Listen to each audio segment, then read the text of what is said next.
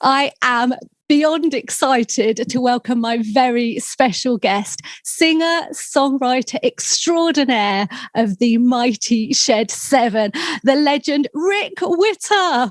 Welcome to my show. What a lovely build-up, thank you. Oh, I've got an excited feeling in my belly, actually, like it's Christmas Day talking to you right now. Let's start with early Rick, with young Richard. Your dad was a musician, wasn't he? Yes, he was. He played in a three-piece band just on the outskirts of Manchester, just in pubs and bars, but he really loved doing it. He was well into his music. And then, funnily enough, I spoke to my mother about this the other day, and I always thought it was because they had my older brother that he had to stop doing it. Because in them days, you know, get yourself to work, stop all of these pipe dreams kind of thing. But apparently it was actually because of me. I found out of my mother. Oh, it was the second one to come on, I guess, didn't he? Then, well, this is it, yeah. But to be honest, he was always really proud of the success that we had, and he kind of almost lived it through me. You know, he was always there. He was always backstage, trying to steal the show from me. Oh, fantastic. And then in school, you met your Bezzy mate, didn't you? Guitarist Paul Banks, when you were both about 11. And, you know, there's such magic between you two, isn't there? I think you're a bit like the Lennon and McCartney. Well, yeah, I mean, I've known him since I can remember, really, you know, and we obviously bonded quite quickly.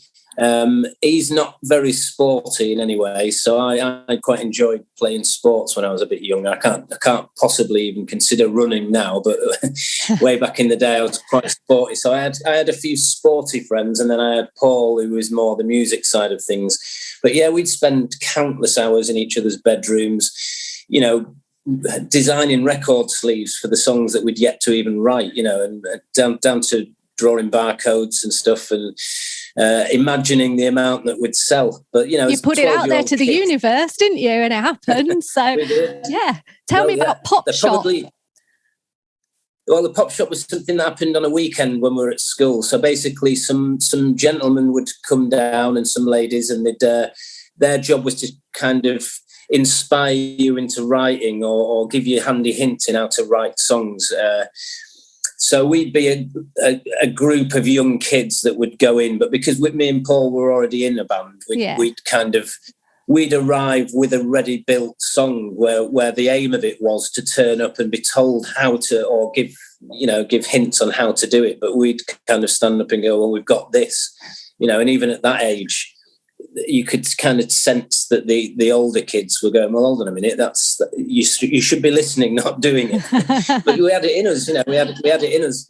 Definitely. I think most of that is because we did spend countless hours playing air guitar and air singing. We did an awful lot of that. Music was such a big part of your life, listening to bands that influenced you as well, I suppose. Were you good at poetry, or did you enjoy poetry in English in school as well? Because, you know, you're such a great lyricist. You're a wordsmith, aren't you? Well, yeah, it's funny because at school I wasn't very good at anything apart from drama and English. I enjoyed doing those two things immensely, as opposed to the maths and the geography and the science, which I didn't really take on board or listen to. I do feel quite fortunate in a way. I'm nearly 49, and I look back at those days, and I do remember even saying to various teachers, all I want to do is sing in a band. And at that time, there wasn't really that creative push from teachers, you know. It was, no, that's a pipe dream. You must settle, and you must try harder at science. Get an office job. Yeah, that kind of thing. Yeah, even the careers officer, when I was about 15, the careers officer came in and said, what is it that you're after doing when you leave school? And I said, I want to be in a band. I am in a band, and I'm going to continue doing that. Oh, no, you can't do that. No, you need something a little bit more settled and straight-laced. So I just kind of walked out of that and said, well, you go for that. I'd like to invite that chap for a pint. Yeah, look what you've achieved. I bet he's ever so bored in his life. And so... No, I mean no malice. I mean no malice at all. You know, there's various people through the years that would perhaps try and put you off your chosen path. Not that it's chosen at that point, of course. I mean, we as part of our English lessons, I don't know if they still do this now, but we had to do a 20-minute talk on a subject of our choosing. So you'd pick a subject and you'd go away and you'd write it all out and you'd bring pictures in, anything that you wanted, really. And I chose the band that we were in at that time, and we'd made a demo cassette. We were only maybe 15, so obviously listening back now, it wouldn't sound absolutely brilliant, but for 15-year-olds, it was all right. And I remember doing it, standing up in front of the whole class and discussing the fact I was in a band and we'd done these gigs here and what we want to achieve. And here's one of the songs, and played it and showed some posters. And I remember that going down quite well. But then Tom, our bass player, who also went to our school, did one in his English class. We were in different English classes, and he did a very similar thing and played a song. And his English teacher in our school said to him, "Very good, Tom. You've got the chances of going quite far if you ditch the singer," which was a nice thing to hear.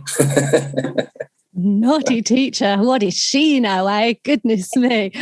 So you went on, after you changed that band, you formed the Shed Seven, the mighty Shed Seven.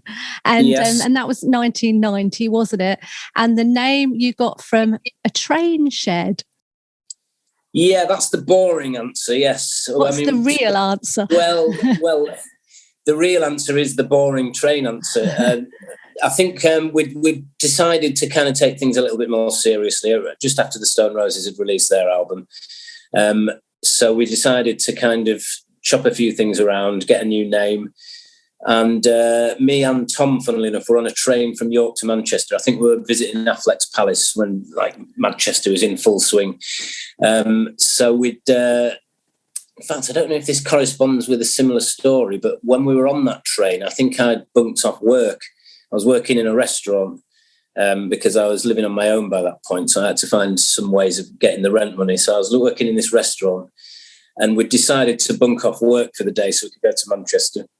And because we left so early, I couldn't phone in sick until about 9:30, and we were on the train. So I thought, I'll just phone in sick now while I'm on the train, get it out of the way, and then I can relax for the day. So I'm doing that usual, I don't feel great. Oh, don't worry about it, Rick, don't worry about it. And just at that point, it said, the next stop will be Leeds train station. Busted. So totally busted. But just beyond Leeds train station, as you're going towards Manchester from York, as we were leaving that station, we saw 10 huge train sheds next to each other, each one with a big door on it, and each one said Shed 1, Shed 2, Shed 3, Shed 4, but Shed 7 was the only one that didn't have a door on it. Right. And I think I remember saying to Tom, that must be Shed 7.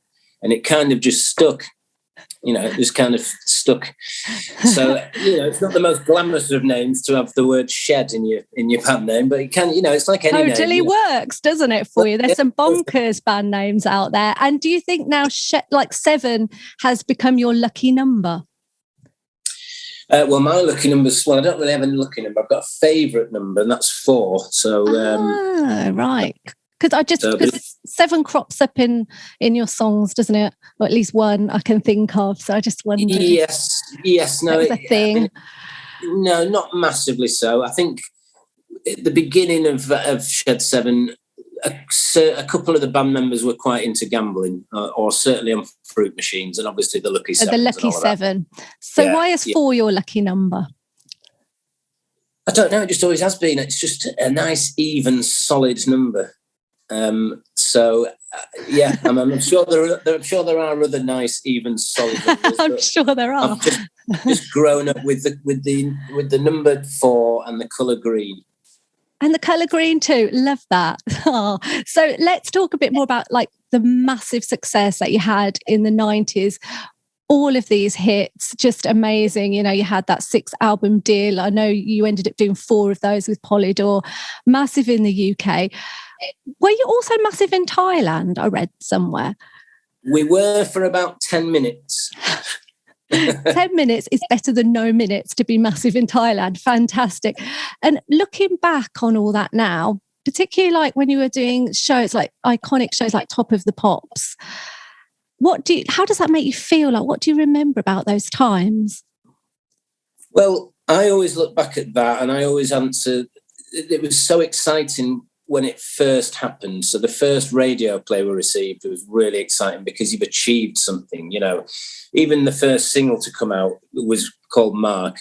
And I wanted that to become the first single off the debut album because it says I've left my mark forever in it. And I wanted to just make sure that was stated publicly. So, you know, if we'd have disbanded after one single, at least I would have released a piece of plastic that said I've left my mark forever on it. So, you know, as I say, the first radio plays, the first Top of the Pops was really exciting, but you're so caught up in the excitement of it that it's difficult to kind of appreciate it. Yeah, and because you were younger then, I suppose. Yeah, exactly. And, you know, yeah, it was just all weird and new, but very exciting because obviously as kids you used to grow up listening to, watching Top of the Pops and just really dreaming of being part of that. So it was great for that. But then, without sounding too blasé about it, we did Top of the Pops 10 times, and by the 7th and the 8th time, it's part of your job. You're doing it because you want to promote yourself and sell records, and you start to get a bit concerned when you're not invited on it. So what's it like? Like when you get there, what's the whole sort of experience like from when you arrive, for who you meet or who you hang out with, or, you know, did they feed you? I just want to know all that kind of stuff, really. Yeah, well, it was filmed right next to where EastEnders is filmed and where Grange Hill was filmed. So there was a canteen nearby where you could go in, and you'd often see actors and actresses and obviously other acts that are performing on that night's show. But Top of the Pops is quite diverse. You know, it's not just an indie channel. It's for no. Yeah, so, but did you make friends with the other bands though? Yeah, sometimes and sometimes not so much. I mean, to be honest with you, it was the other 3 members of the band at that time that had a better time because the producer at the time was called Rick Blackstill, and he was quite a big fan of us. He liked guitar music as well as obviously liking whatever's in the charts. But say, for example, we were doing a show and Kylie Minogue was on it. Kylie would mime and other chart acts would mime, but he always said to me, I want you to sing live because that's what you do. That's your essence. And I was never bothered about that because I agreed with that. I'd rather sing it live. I mean, if people want to go onto a YouTube or whatever and watch our old performances on Top of the Pops, all of them are sang live. Oh, yeah. And I often went slightly out of tune every now and again just to make people aware that I was singing it live. It is really notable. I was watching Chasing Rainbows, and, you know, I just loved Chasing Rainbows in 96. It was just, you know, I think that was when I kind of like just fell in love with your band, you know, and you can hear that it is live and it's done in such a way. And I was thinking, wow, you know, what is he thinking about here? He's singing that beautifully. Then you've got to like navigate these kind of quirky camera angles that you've got to gaze into at times. You know, I just wonder about sort of the direction, the lighting, all the things you've got to think about to make that look, you know, as brilliant as you did. Yeah, well, to be honest, I think you were called in at like 9:30, 10 a.m. And then you waited around for an hour or two, and then it was your turn to go and do a run through for the cameras. And then you'd go off again for half an hour, and then you'd do another run through for the cameras, and then you'd go off again, and then you'd come back with the clothes that you're going to be wearing on the performance, so that make sure it didn't clash with the cameras and the lighting. So this takes most of the day up, and you're just kind of hanging around, waiting to be called back. And because the rest of the guys in the band only had to mime playing their instruments, they'd get slowly more and more drunk throughout the day because it didn't really matter. Whereas I was the one who was singing it live and had to hold a little bit back, which is why I'm saying about them being quite lucky and probably really enjoying it, if even they remember it, to be honest with you. Yeah, maybe not then. but then because you've done so many run-throughs, you get the idea of what the cameras are doing through the day. But then the added impetus of having a live audience there as well, right in front of you. So, you know, there was times where you'd do half the song and then something went wrong with the cameras and you have to stop and start again from scratch and re-record it. But that, that's the nature of the beast. So I'd rather that than have done it. Yeah. The sad thing is now, though, I sometimes, if the conversation comes up at home with my older children, I'll kind of do the bragging thing and say, Top of the Pops 10 times, son. And the response I get back is, what's top of the pops. Oh my God, they really need to bring a show back like that again, I think, because that was just, it's so important for pop culture. And what have the kids got these days? Streaming this, streaming that. They don't even listen to an album in order of songs or anything like that now, do they?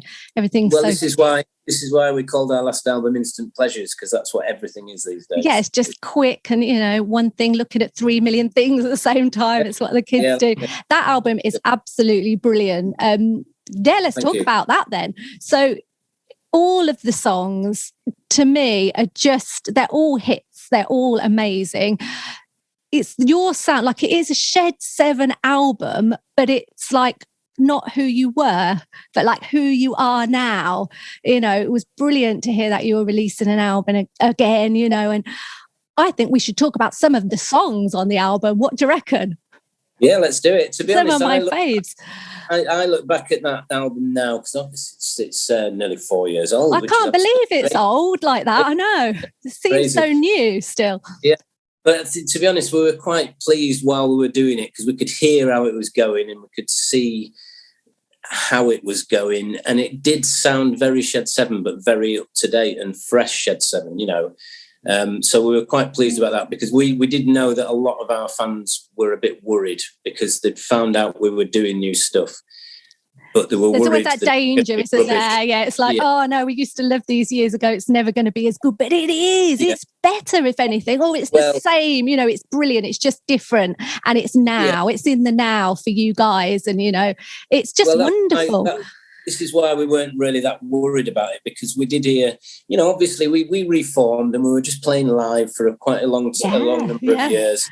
And we were enjoying doing that. And the people who love us, who come to see us, just love singing along to On Standby. Absolutely. Yeah. But there was always that thing where your hardcore fan would be going, will you ever write anything new? And for a long time, there wasn't really that inclination. But then weirdly, we just decided to give it a go. And I think Nothing to Live Down was the first song that we wrote and kind of looked at each other and went, well, there is something here, we should persevere with this. And within a few months, we had the majority of the album. So when we were kind of leaking that there was something imminent, suddenly these people who desperately wanted to hear new songs were suddenly really, really worried that it wasn't going to be any good.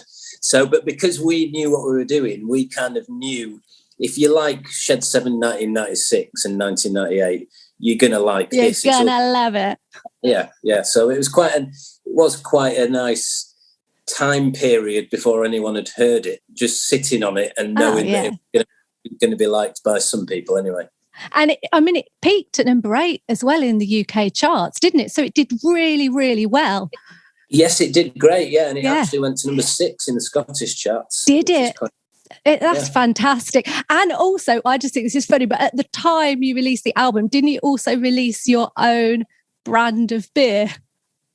Yes, we did that, yes. And there's talk of other alcoholic beverages coming soon as well. I can't really give anything away yet. So. Ooh, exciting.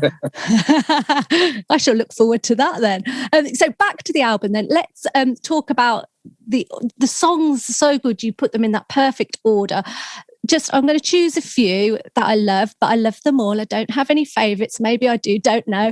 But the opening track, Room in My House. So, this is brilliant. It's just, I think it's always good to have like a catchy little kind of chant going on that we can all join in with, particularly at the concerts and stuff. So that is brilliant. What came first? Like, did the chant come first? Did like the chorus? Tell me the process. Well, that particular song was written probably mid album writing session time, and Paul had the guitar riff for the main verse, and he gave that to me, and I took it away. And if I remember rightly, I immediately wrote, "There's room in my house for love and infection. Spread out your arms, I could give you infections." Up until that point, so we had that kind of just the verse for a long time, and then pushed it to one side and forgot about it. And then I think I remembered that we'd actually done that because it was recorded on a phone or something. And I remember going to Paul's and we sat and listened to it and we did exactly what you just said and thought, right, this needs some type of crowd or mass sing-along kind of thing. And we were kind of going, what should it be? Ooh, ooh, ooh, ooh, ooh, ooh, and then came up with oh, oh, oh, oh, oh. As soon as we kind of came up with that, we looked at each other and thought, right, that if we kind of come out and that starts, everyone hopefully would start doing that back. And lo and behold, the very first gig, everybody did.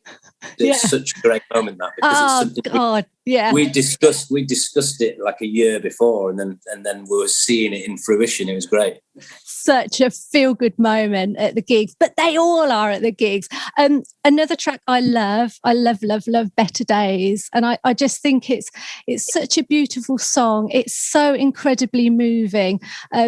Sometimes that song can move me to tears with the lyrics, the vocal. I just wonder what inspired you to write it. Well, again, it's funny because there's certain songs that you just kind of grasp from the air. You don't know where they come from, really. That particular one, I'd gone to Paul's and he played me that kind of riff on the piano, which isn't the usual way we would do things. So, he's playing that piano riff and I'm immediately in my head getting the melody. Because it's such a simple thing. You wonder if it's too simple or too obvious or has it been done before, because it's just so simple. So we kind of showed it to a couple of people and no one had heard of that kind of melody. So I took it home and as ridiculous as it sounds, I sat on my settee at home and wrote all of those words in about 20 minutes. It just kind of came out of me. It was really just weird. Happened like. Yeah, sometimes it can take months getting it exactly how you want it. You can go back to it time and again and change bits, but that just came out all in the order of the actual song. It was just very strange. Oh, it's beautiful. But, I remember we demoed it, just piano and voice. I think that's on the bonus Instant Pleasures CD on the disc too. There's the original piano and vocal demo on that. But I remember doing that and coming home, and she must have been about maybe 5 at the time, my daughter, she was wearing a black ballet outfit. And I said, just have a listen to this. And I put it on and she immediately started doing this lovely ballet dance move. And if we can zone in with 5-year-olds, we're onto a winner here. Definitely. And you've got a ballerina in your video for that, haven't you? Yes, I think that came from that. So did that come from that? Yeah. Oh, I love that. And I've got the, you do your handwritten lyrics. What a great prezi they make for all kinds of everyone. And so behind me, it's a bit far in the distance, but that's your handwritten lyrics for Better Days. Oh, is it right? Great. Yeah. Well, thank you. Absolutely. Love those. And do you actually each one? Do you handwrite each one? Because I did, because it's so neatly written. You've got this lovely handwriting, and I didn't know whether they were a print and then you would write no, each and every word.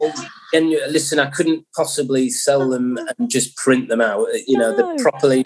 That is a genuinely written by me piece of music. That's what I hoped, and that's what I thought. Yeah. Yeah, it can take a while. I've got a bit of Rick Witter in my studio. A bit of your DNA is in here, making the magic in here. They're brilliant. What great presents. Absolutely. The thing is, I use these. Well, that's great. I use these particular pens though, that the ink takes ages to dry, so I have to write a line out and then wait because they smudge otherwise. So that probably took me about an hour to do that. So you've had an hour of my DNA on your wall. That is fantastic. Wow, it's getting years and years of love and appreciation. So it's definitely all worth it. It's a nice idea, though, because, if you like a particular song, you can kind of look at it and sing along while reading it while the song's playing. It's a nice thing. I did that immediately as soon as I got it, Christmas Day, and many times. To be honest, it's funny because I had no idea what was about to hit us when that was written. And obviously the world's gone mad. But that song's taken on quite a poignant thing since COVID appeared, really, with the way the lyrics flow and different meanings for different people. But I always like to leave a little bit of hope in there, which is why the last line of the song is "Come and find me." Come and find me. Yeah. It's brilliant. And let's move on to track 11. Now, this I love for a different reason. This is "People Will Talk." Right, and yes. It's got such a joyful opener. I'm sure you know which tracks and what the names of your songs are, but such a joyful opener, isn't it? As soon as you hear that, it just makes me want to dance around. Did that people come think first? it's the Nolan. The Nolan. That's what people accuse us of, yes. I've been accused of worse. I'm in the mood for dancing. Have you not thought that before? Never thought that. Well, you will every time now. But they're totally different. But I know what you mean now. You've said it. Yeah, but no, do. Let's go back to your do. It's just so fantastic. And if like I ever feel a little bit doomy, gloomy, that'll go on. And then we're all It's just got that vibe. Love it. That's exactly what music should do. I think that one came because of Paul's son actually started doing that riff on Paul's piano, just absent-mindedly. And Paul said, "Oh, what are you doing?" And he said, I'm just mucking about. And Paul kind of took it off him, said, "I'll have that, thank you, son." Love it. Great. But that became People Will Talk. I mean, obviously the song's about two people who perhaps shouldn't be together for whatever reason, and they think that they should be together 100%. So whatever people might say, sod them. We'll just be together anyway. Great that you've got these stories as well, with your lyrics. They've got this meaning. Let's talk about your final track, Invincible. So this is like, the sort of slow, dreamy, that thoughtful, breathing out and breathing in, can feel sometimes overwhelming. Oh, Rick. Well, it's the message there is hang on in there, people might accuse people. There might be a judge and jury and an executioner out there, but it doesn't matter, even if we do crash and burn, let's give it a go. Let's have a go anyway. Yeah, people, you're always going to get your miseries, aren't you? And your people want to be mean, and then you just want, you're always going to get people who are going to cheer you on. Yeah, totally. That's life. That's totally life. And I think a lot of our songs are, certainly lyrically, they are about love, lust, greed, hate, because everybody experiences those feelings. So you're more likely to connect with people. But we chose to put that song on the album as the last song on the album, because it's just got that feeling where you get to the end of that and all you want to do is put the album on again. It's one of those songs where you've loved hearing it that much that you just think, right, this has to go on again, which is what I used to do growing up with bands like the Smiths. You get to the end of the album and think, right, that's going back on again. Damn right. Yeah, absolutely. And let's now talk about Shedcember. I love Shedcember when it comes around. And obviously we haven't had it for a while, have we? And this is something that you then do biannually is the plan normally. Well, we do always do it biannually.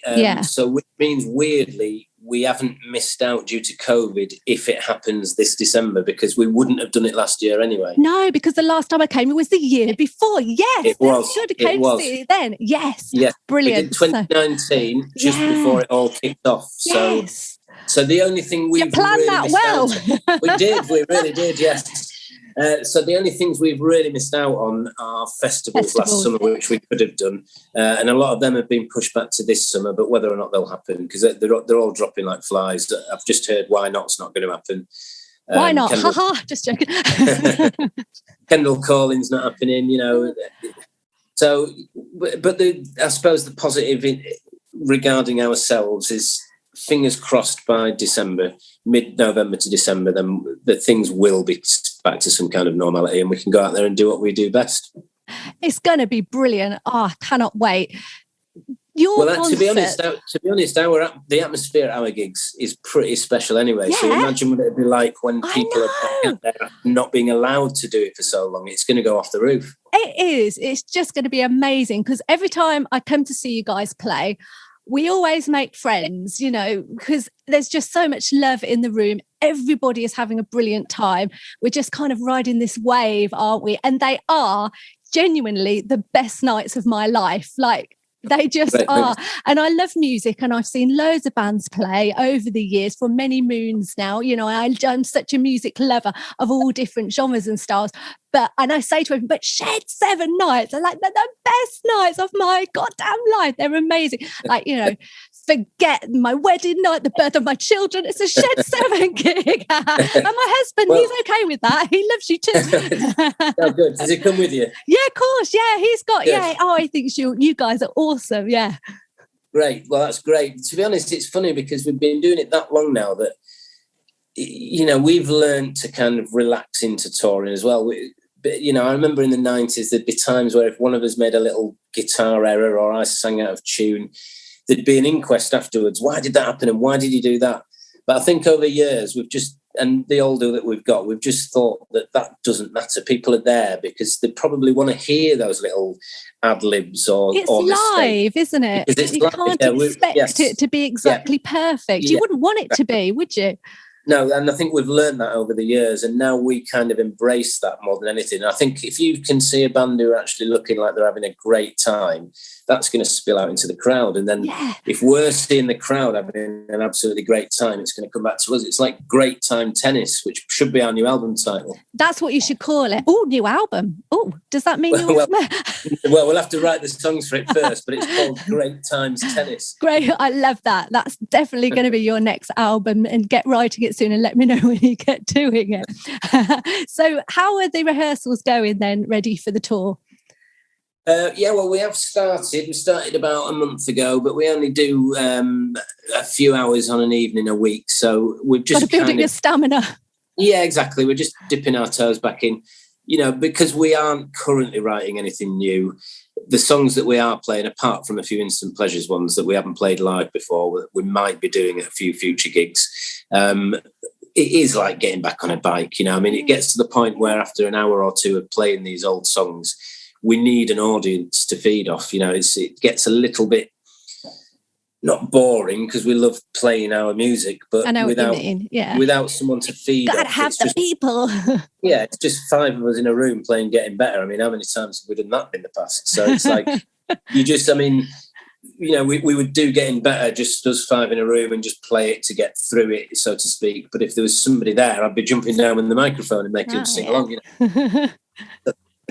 So it's just a case of getting match fit, and we've started doing that. So fingers crossed by the time we're doing our first gig, which I believe is Halifax Peace Hall at the end of August, which is a rescheduled gig from last year.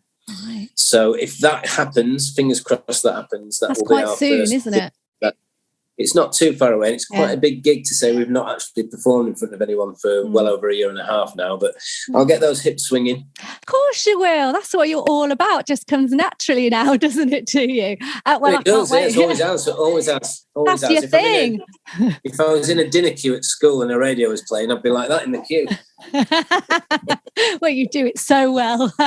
And then after the tour, what might the future behold for you boys? Because I can see you guys just like going on forever, like the Stones, probably. What do you reckon? Yeah, well, there is a slight case for that to be said. I mean, obviously, at some point, I would really love to just get back into the new album thing. The thing with us is we're all very busy doing other things, and there'd be no reason at all to write and release any old rubbish just for the sake of doing it. We knew with Instant Pleasures that it was entitled to be released. So what we have to do is write an album that's as good as or better than Instant Pleasures to warrant doing it. So, there is always ideas flying around. There's always guitarists flying around. I've got a huge notepad with loads of lyrical ideas in there. But it's just how big is this pad? Oh, it's huge. It's huge. It's enormous. Reams of it. So, it's just a case of getting the inclination to get together and start the process again, which once we do, we'll probably get right into it. So, fingers crossed. It did take a long time between albums last time, so fingers crossed it won't take another 16 years, put it that way. yeah, please get another one to us before too long.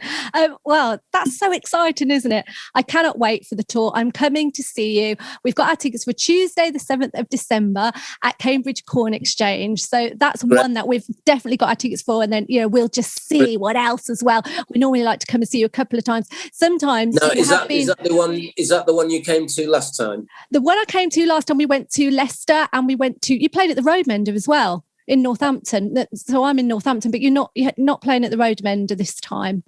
Yeah, was that the gig we did the night before Castlefield Bowl in 2018? I don't think we did it on the last tour. It must have been the one before that then. Yeah, so that was about 2018. So I said Roadmenders, Leicester. So have you been to Cambridge Corn Exchange? I believe I have. In the past, I was just going to say, we did play it on the last tour, and it was the first time in a long time that we had, and it was a great night. It was a really good night, and I think it was a Tuesday night, but the crowd in there were absolutely fantastic. Oh yeah, it's a great venue, so that will be a good one. It doesn't matter what night of the week it is, if it's a Shed 7 night. I think when you came to the Roadmender, it was a school night, but that didn't stop us. We were out having an amazing... Yes, that's very true. It's like a month-long party for us. Yeah, sounds amazing. And you've got great special guests as well as your show openers too, don't you? Yes, we do. Yes, we've got Mark Morris, Chris Helm and Nigel Clark out of Blue Tones, Seahorses and Dodger respectively, but they've got together and they've decided to become a trio. So they're going to perform a couple of each band's songs, but sing them together. So I'm imagining, I couldn't possibly say which Blue Tones songs they'll play, but I think Chris and Nigel will harmonise with Mark. So that should be quite special. And I think they're going to do a couple of covers. So it's quite good value for money for the ticket price, to be honest with you, because that's 4 big 90s names all in one room. So it might be carnage. It might be indeed. People haven't been out for ages. Well, I cannot wait, and thank you so much for chatting to me today. I think you're amazing. You're actually godlike, Rick Witter. Total legend. Made my day. Made my life. Well, listen, thank you for having me on, Clare. Very good that.